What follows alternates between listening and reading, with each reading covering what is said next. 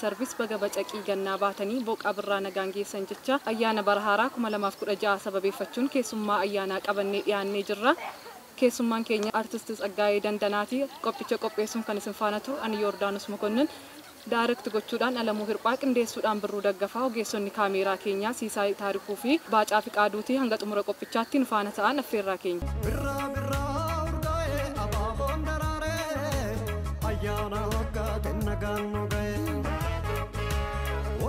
Artist Tsaggaayee baga bacaqii gannaa baatee boqa birraa nagaan geesse jecha ayyaanni bara haaraa kamiin kabajja? Uummata biyya keenya uummata Oromoo uummata Itoophiyaatiin bara 2016 ayyaana bara haaraa baga nagaan geessanii kan bara gaarii kan bara badhaadhinaa kan uummanni keenya itti nagaan argatu kan itti jaalala argatu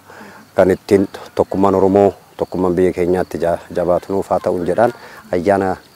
bara haaraa baga geessanii jedha. Mee naannoo kamitti dhalattee guddattee ijoollummaa keetti ayyaana bara haaraas ta'u ayyaana masqalaa akkasuma ayyaanni irreechaa wal qabatee deema ayyaanota kana mee akkamiin daddabarsaa? Ambootti dhaladhe. Ganda Altofa jedhamu ittiin dhaladhe. Guddinni kiyya magaalaa Amboo keessatti. Mee ayyaana bara haaraa irreechallee masqalillee wal qabatee deema ayyaanota kana akkamiin kabajaa turte yeroo ijoollummaa keetti? Guyyaa ayyaanni waggaa ga'u qaamee guyyaa kan shan kan roobutu jira. Guyyaa shanan roobu kana ijoolleen amma kan buhee yookiin gannoo jedhanii namni buhee kan namni taphatu kun guyyaa qaamee guyyaa shan kana qullaadha keessa deemnu uffata baafannee nu guddisi jennee guyyaa shananuu ijoolleen roobni guyyaa shananuu itti roobe sun hin guddatti barnoonni hin galamaa fi fayyaallee argatan jedhaniit guyyaa shanan sana keessa bokkaa ganama oguma bokkaa roobu keessa qullaa keenya keessa kakkaannee wanni oguu jabaannu immoo malkaan jira kan itti irreeffatan irreechi malkaa ofiitti irreeffatanii malkaatti buunee warroota jajjabaa wajjiniin itti irreeffanna. Oggaa gara walakkaatti immoo siqee torban lama booda immoo waggaa turu wanniitu biqila abaaboo keelloo kanatti ogguu biqile immoo isaa mooraa irratti bareeda goggooneetu waan amma ijoollee magaalaa keessatti waraqaa fakkii kaasanii namaa kennan kana godhan nuti immoo san bifa adda addaatiin wanni jirti maalisiin kun shonkoraa akka mishingaa irraa quncifamtu gooneet xiyyaara hojjennee waan adda addaa goggooneet namoota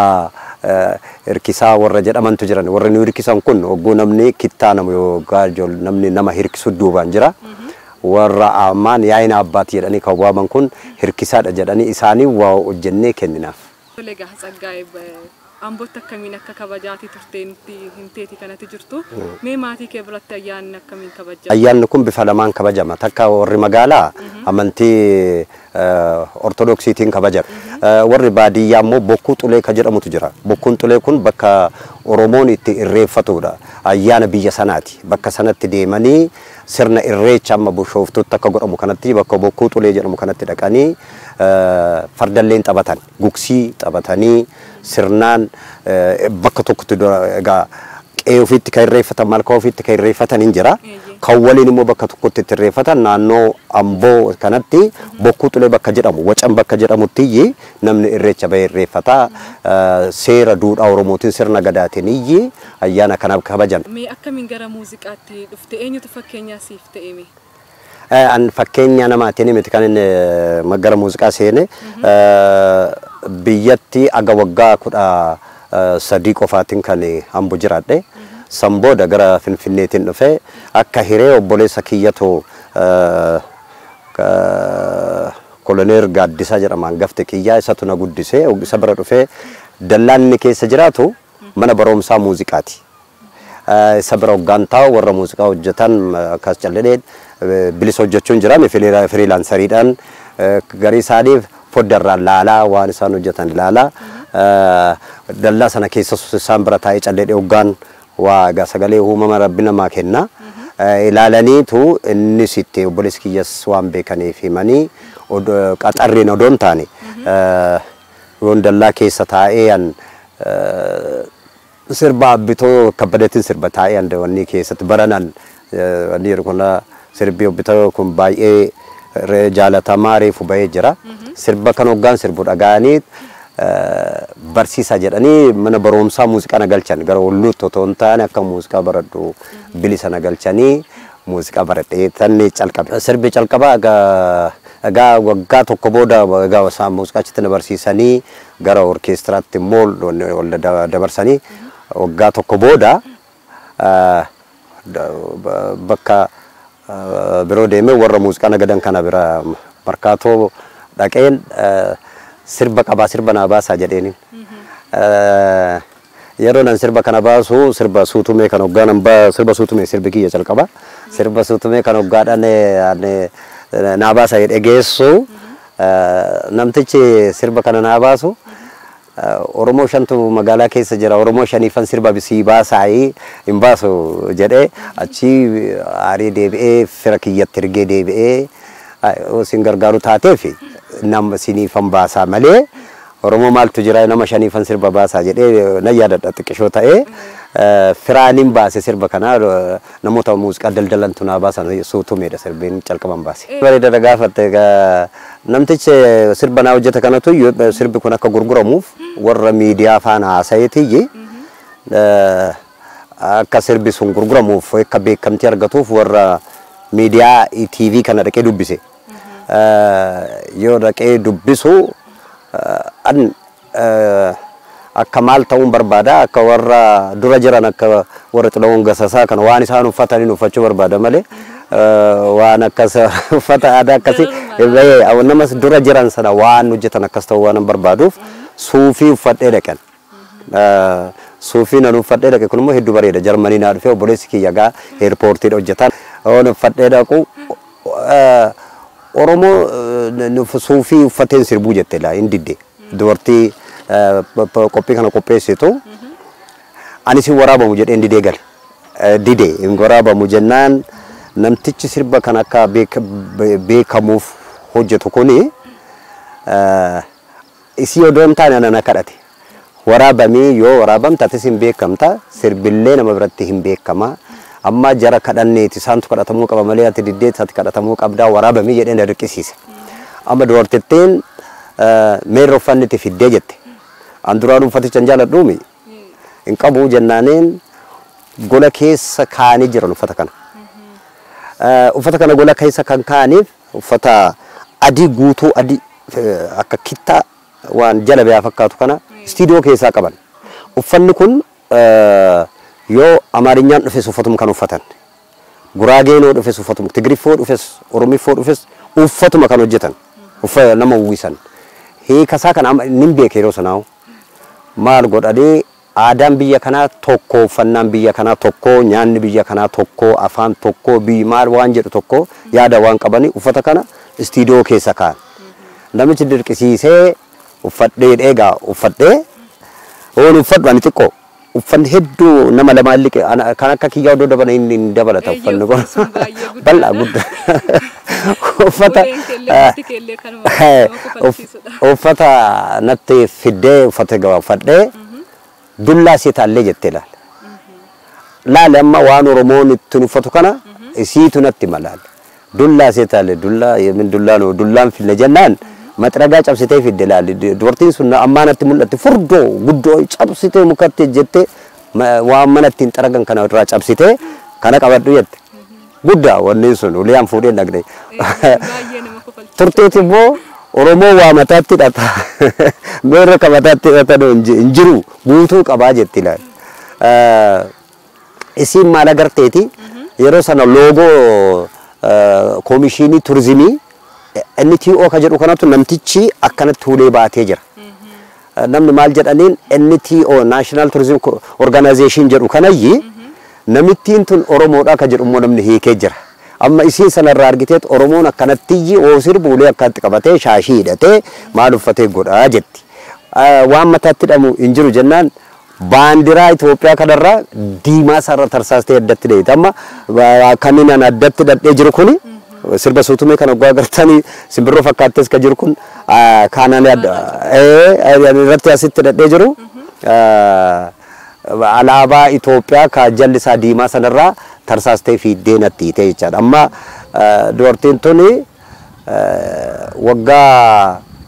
4 booda واننا اسم باندرا ترساسته نرتيسه انغافتمتي باندرا ترساسته مارتي تاد وغافر بودنا اغرتي تاتي وان متات دمو ادا اورومو سنا مادي دجتنا غافنان ادا اورومو اكاسيميتي ان سربا جالالان سربا جالالا هولي قبتاني سوسوداچي سايتيني سربني سيتو ادا نتيتين فدتنا كيسكون ادا اورومو متي جدنا يادا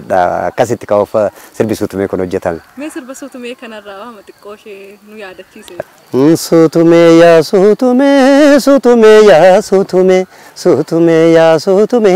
ما چلستانو دوي تكلا ما جدتا نرجي لك بولا إنولي يدمكو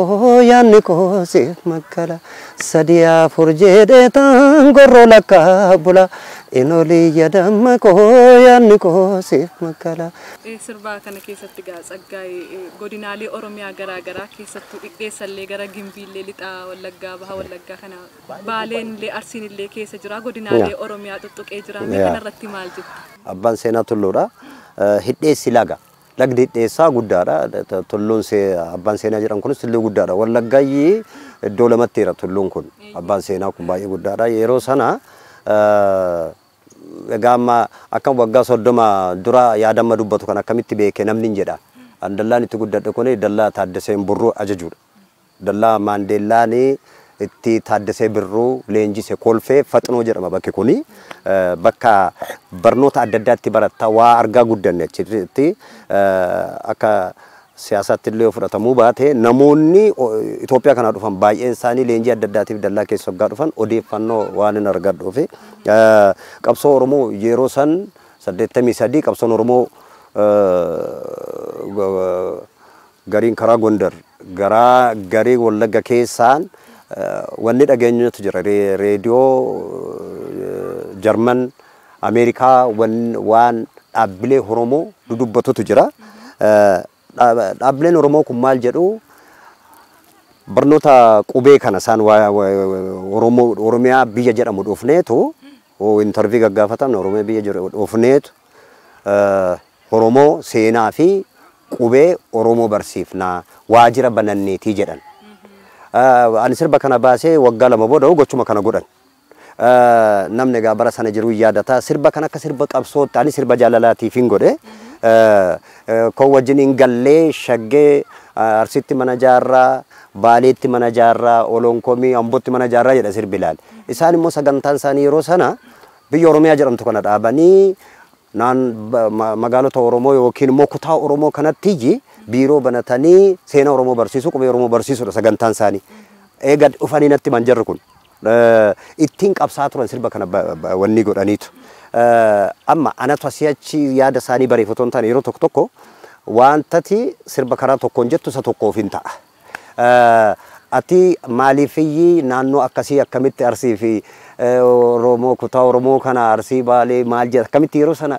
waggaa 14tti akkamitti beekte jedhee amma namni dedduun kan wanni jedhu sana akkam sagantaa kana dhaqee warra siyaasa Oromoo waan irra jirru kana warri gurguddaan kana hojjetu ati waggaa 14 taatee yaada kana waggaa jettu ana nama gargaarutu jira dallaa sana keessa kan dura siniin jedhe namoota afaan Oromoon dubbatan malee Oromoonni kun jiru waa'ee seenaa Oromoo irratti rakkinni hin jiru Oromummaa isaaniitti rakkoon hin jiru namni Oromoon baalee Arargee walloo jiru marti wal beeka akka Oromoo ta'e sunuma wal beeka amma waan qabu sana walitti dhufee Oromummaa ka jedhutu hin jiru Oromummaa ka jedhutu hin jiru malee Oromoon inuma jira afaan an waan afaan Oromoo sirbuuf namoonni dhufaniitii akkana jedhii sirbii biyyallee galchii kana irratti an dagachuu kan dandeenye Saayilee Dagaagoo Koloneel Saayilee Dagaagoo nama beekamaa isaanis waan yaada isaan sirba kana hoggaan jedhu isaa namoonni dhufanii waan na gargaaraniif hubannoo deeggarsoota namootiin egaa sirbi yeroo sana ani ittiin sirbu kun afaan Oromoo kun Abbitoo Kabbadee duwwaatu jira Ali Birraan yeroo sana bakkee deemeetu qabbanee jira hin jiru sirbi kun Abbitoo qofaatu jira Abbabee Tasammaa nama jedhamu biilee nama sirbu kanatu jira an Zariyuu Wadaajootu jira amma namni akkanatti humnatti kennee umurii akkasiitiin sirba Oromoo toggaa dhufu namoonni Oromoonni kun waan gammachuu qabaniif jechoota akkana namoota shaalaqoota kololeerota dallaasa namoota jiran yaadanaa kennaa turanii malee hubannoo qofaa kiyyaa qofaadhaanii waggaa 30 maaloo dura waan har'a nama gammachiisu jechoota tokkummaa Oromoo har'a ibsanirra jedhee jechuu illee danda'amu gargaarsa guddaan qabaayu yeroo sana namarraa jechuufan. Egaa hordoftoota keenya kabajamoo irra deebi'uudhaan baga bacaqii gannaa baatanii booqaa birraa nagaan isin gahee jecha kan hordofaa jirtan chaanaalii Adaamaa Broadcasting Service irraa qophii addaatii ayyaana bara haaraa 2016 sababeeffachuun keessummaa ayyaanaa artistii cimaa fi aartii Oromoo dagaagsuun har'aan gahee keessaa tokko kan ta'e artistii Tsaggaayee Dandanaa waliin turtii taasisaa jirra. Egaa amma immoo kan isin biraan geenyu gaa sirba isaan yeroo jalqabaaf itti sagalee cirate sirba suutumee yaa suutumee ka jedhu isin biraan geenyaa hordofnee walitti haa deebinu.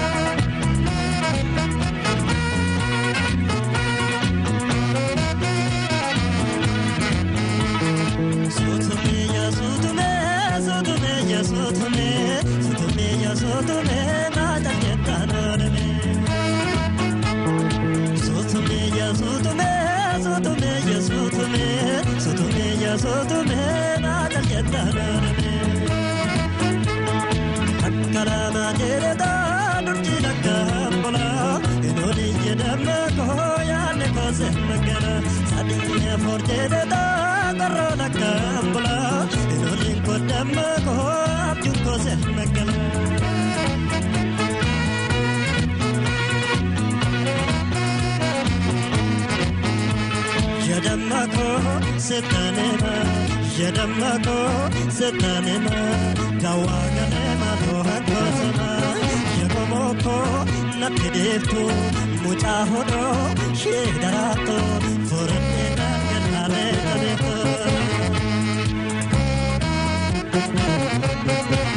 Ekazaje anito pasena garera Kowatini kala shake holanko netmana jarra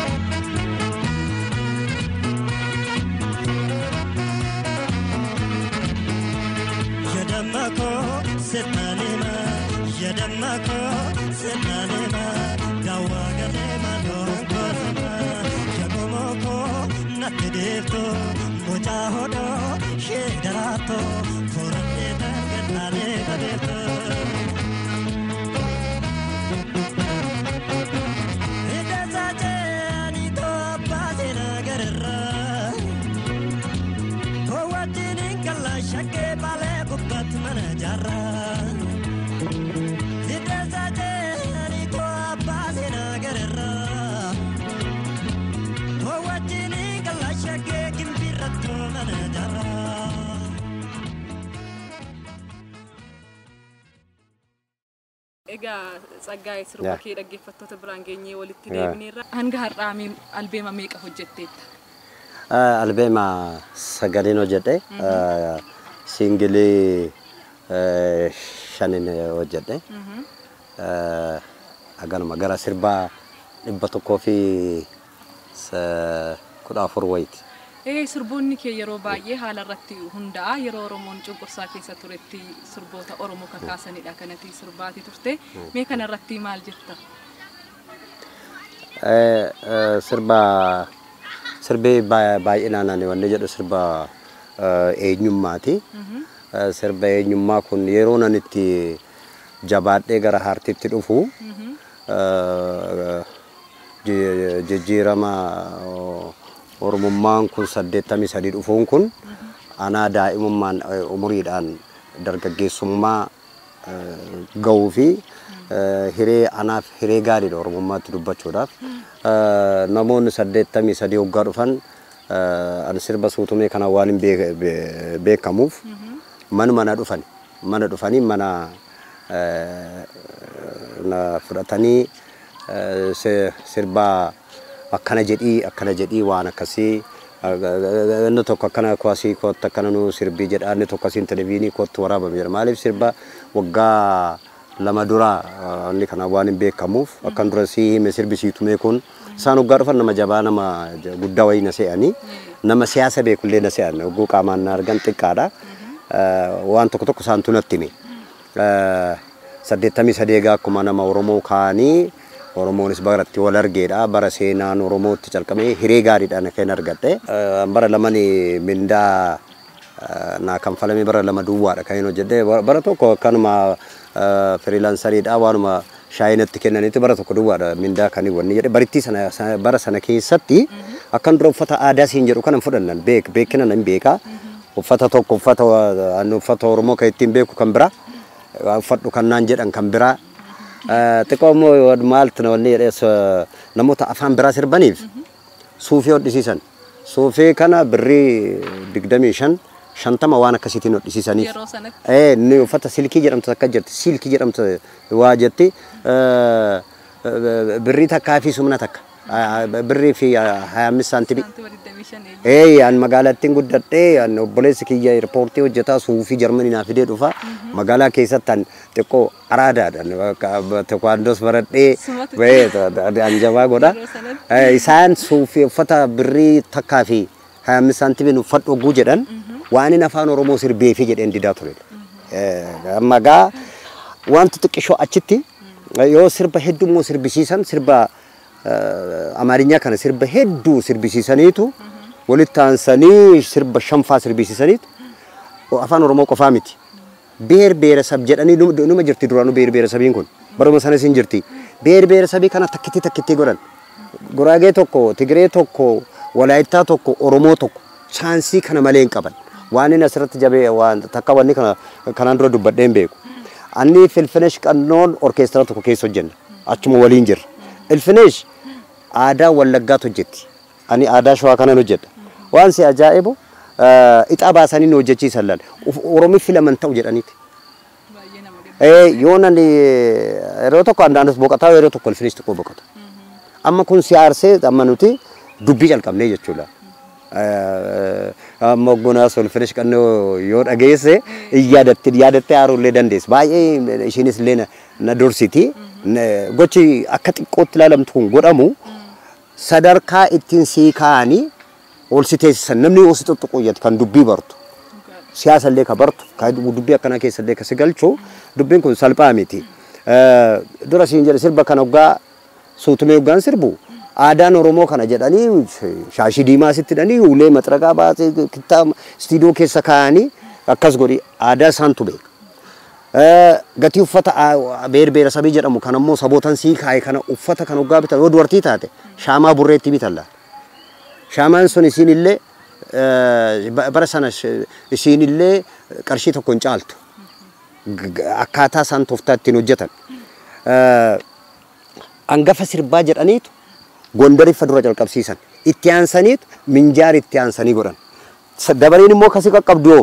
heega namni sirboota Amaarinyaa kana Goojjam Gondar Marraabeetee kana sirbee fixee minjaar fixee xumure booda dhumarratti አሁን እንግዲህ ብሔር ብሔረሰብ ጀምሩ ይላል ሰነዩም ማን ፍልፍሌ ደብረ የገነ ይጀነላ የሆነኒ ስርብ ፍኔሽ ስርቢቱ የወል ፍኔሽ ስርቢተ አኒ ስርቡ ኢሳኒ ፊ ሸዋፊ ወለግ ኦሮሞ ሚቲ ገራገር ቦላስ ሚቲ ወለግ ኦሮሞ ቢራቲ ሸዋን ኦሮሞ ቢራቲ አረርጌን ኦሮሞ ቢራቲ akkamitti kun wanni keessa si galcha gaamma gaafa 80 isa dubbiin kun an dubbitti kana qabadheen oromootti dhufee makabeelaa Tole Tsaggaay yeroo ammaa kana kiliiponni haaraan babba'aatii jiru. Garuu namoonni immoo bakkeedha yaada kan kaasan kan yeroo duriitu caalaa yeroo Tsaggaayee faatu caalaa kan jedhu jiru dhamaaf dhabnamni isaa kan durii caasifachaa jiru. Kanarratti ati hanqina jiruu fi cimina jiru maal jetta? Bu'uurarraa sirbi akka abbaan jaalateeti. Bareedinni aartii fi dubartii akka abbaan laaleetti jedhan. Egaa anamma jaalala namni ittiin jaalatu kan duraa sana turraa jaalatamaa kan ammaa turra jaalatama kan jedhu doon taane akkaataa ittiin sirbi kun oomishamutu garaagari. Anamma kan ammaa kana keessas waan hin jiru sanas waan hin argeef damma baay'atee nyaattu dafee si nuffisiisa. Nyaata akka malee mi'aawoo baay'iftee nyaatte nama nuffisiisa. Muuziqaan ammaa kun nama nuffisiisa. Gaafa dura dhaggee calqabdu hedduu sitti tola. Ji'a ja'a, ji'a sadii, ji'a waggaa tokko gagee hin quufta malee hin jibbamaa miti. Ani asirratti waan hin kaa'u qabu kaleessaa farra ka jedhu kana ilmi abbaa caala. Dhalootaan waan akkanaan jiru. Maaliif ilmi 50 ka abbaa fudhata 50 ka ofii qaba. Dhaloonni isa duraatu isa duubarra caala kan jedhamu akkasii miti. Gargaarsi yeroo sana nuti qabnuu fi amma jiru tokkom zeeroodha. Amma namni isaan gargaaru hin jiru. Anama sirba suutumee bara sana 3,000 gurgure. 3,000 namichatti gurgureetan nama narraa biteetti itti gurgureen 3,000 amma 300. Tole egaa hordoftoota keenya kabajamoo sagantaa keenya gara xumuraatti geessaatii jirra kan tamsaasaatti jirus bakki isaa bulchiinsa magaalaa Adaamaa kutaa magaalaa Boolee keessaa paarkii Tobban Obbooti. Tole egaa Tsaggaayee gara maatii keetti deebinaa haala maatii keetii nuuf kaasi. Ani maatii ijoollee sadiin qaba. Ijoollee dhiiraa 2 fi intala takkan qaba. Intalti kiyya hangafti. Hanan Sayyoo Tsaggaayee Dandanaa jedhamti. Maqaan ishee dheera. Inni lammataa Lootii Sayyoo Tsaggaayee Dandanaa jedhama. Inni xiqqaan immoo xiqqaadha. Maqaa egaatti mari'ataa jirra. Maqaa waggaa 4 maqaa itti mari'ataa jirra. Maqaan isaa baay'ee nu rakkiseera. Tole egaa Tsaggaayee soo waa'ee maatii keessaa hin ba'iini. Kiliippii kee tokko irratti mee bishik godhii ilkee kee qarii ka jedhu irratti daa'imni tokko ni mul'atti. Daa'imti kunis kan saati ka jedhudha. Mee mucaa keetii weellu. Dhoga Dordi. Waa'ee sirba mee bisik jedhi ilkee kee kanaan jedhu kana mucayyoon isiin guddaan kan kiyyaa miti. Xiqqishoon jirti ka marii qabattee wanni gootu isiin mucayyoo kiyya amma kutaa 11 baratti waggaa 16 guddoodha ammaa jechuudha. Hangafa mucaa kiyyaa jechuudha. Isiin guddoo seenaa mucayyoo guddoo sanaan sinii hima. Mucaan isiin guddittiin kuni abbaan kutaa 10tti barnoota abbaa jalaa didde. Hin baradhu aartiin hojjedha jennaan mucayyoo baatee dhufe abbaan kun. Bushooftuu jiraata abbaan mucayyoo kana. Mucaan kun baratuu na jalaa diddee maal laa gorsitaa jedhe. Mucayyoo taa'iin jedheenin ammati maal barbaadda. Daansii faadannasti daddaraaroo irratti jirti mucayyoon kun. Maa barnoota jibbitee jennaan nan aartii malee barnoota hin barbaadu jette. Kutaa 10 baratti. Beekamuu barbaadda amma waadaa tokkoon sii gala. Barnootatti deebitaa. Maal beekamuun barbaadaa jette. Beekamuu barbaadda sin beeksisaan jedheeni. Mucayyoon ijji siin bareeda. Kiliippii irratti argitanii toota baay'ee bareeda. Ijji baay'ee bareeddi. Mucuma sana ilaaleen barreesse ilaale. Sirba mucayyuu maatii sanaaf. Sababni isaa akka barnootatti deebitu. Mucaan waggaa 16 umuriinsi. Kiliippii siifaan hojjechuun rakkisaadha. Caammaa kophee dheeraa itti gooneetu. Rifeensallee akka umurii 18 illee akka fakkaattu jennee rifeensallee itti tottolchinee maal goggooneetuma waa goggoonee mucayyoo kanattiin sirba kana viidiyoo of agartee kiliippii of argitu barnootatti deebiteef abbaadha. Abbaan mucayyoo kana yoo miidiyaa kana ilaale namni biraa yoo ilaalellee hin beekama. Abbaa magaalaa Bushooftuutti abbaa mucayyoon kun barnoota xumurteeti. Civil engineeringii dhaan harommaadhaa eebbifamtee UN keessa hojjettee kun seenaa illee dabalamne isiin gaafa akka namni sirba namni hedduun hin beeku mucayyoo kana sirba sanarratti malee kan biraarra hin jirtu akka namni biraa aartiin hojjechiifneef abbaa faana maal goone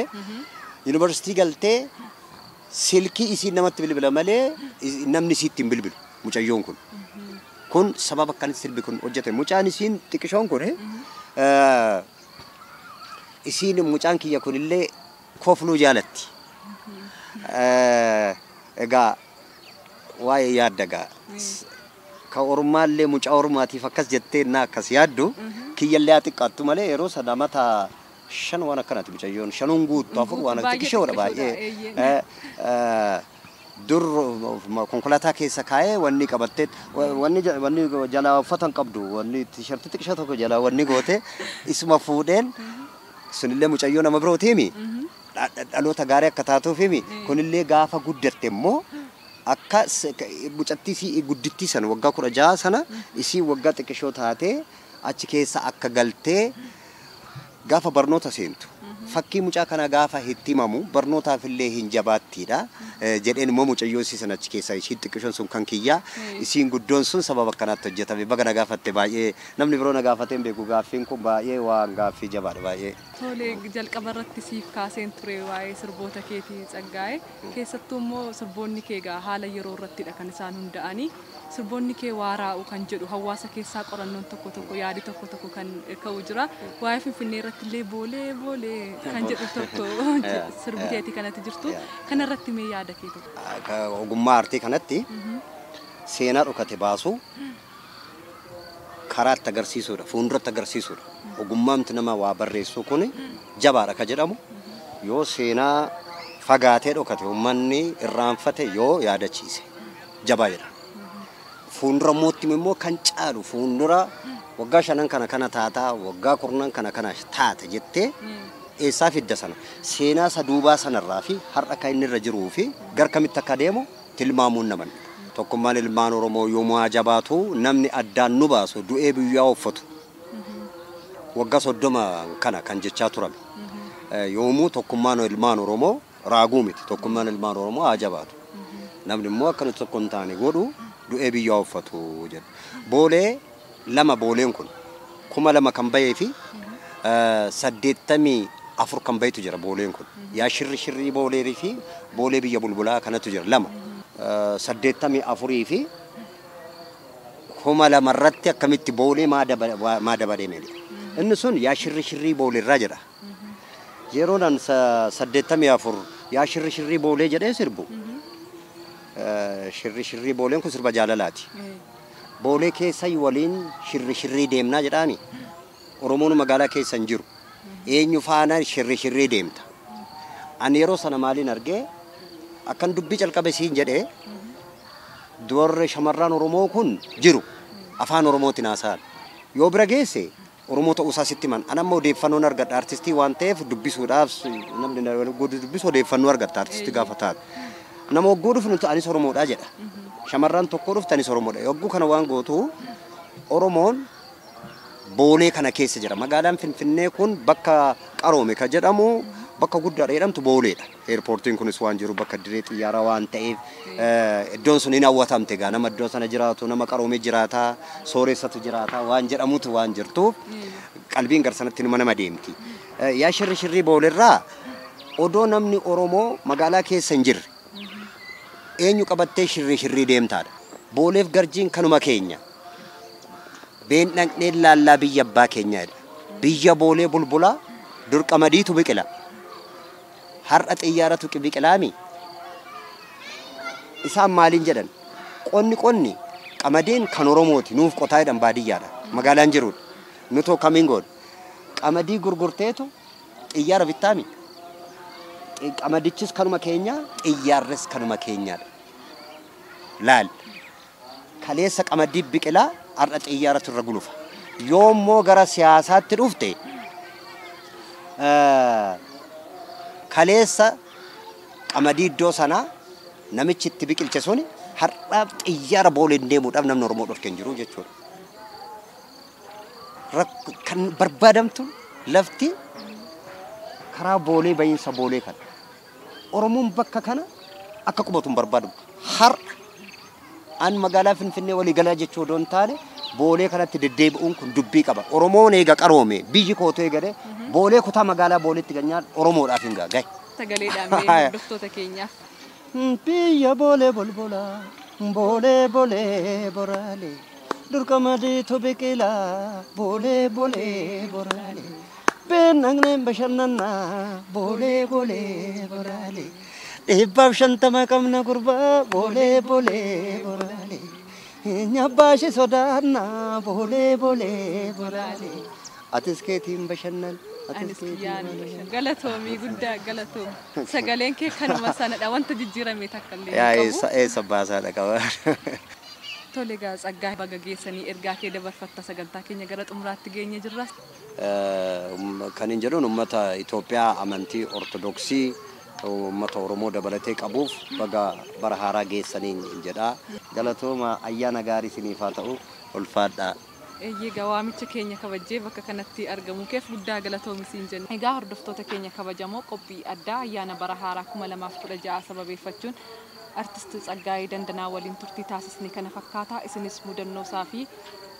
muuxannoo isaarraa barattaniitu jennee abdii qabna. Qophii kana qopheessuun kan isin faana ture ani Yordaanus Mukonnin daayirekti gochuudhaan Alamuu Hirphaa qindeessuudhaan Birruu Daggafaa ogeessonni kaameeraa keenyaa Siisaay Taarikuu fi Baacaa Fiqaaduun waliin turtii taasisaniiru. irra deebi'uudhaan ayyaana gaarii isiniin jedha.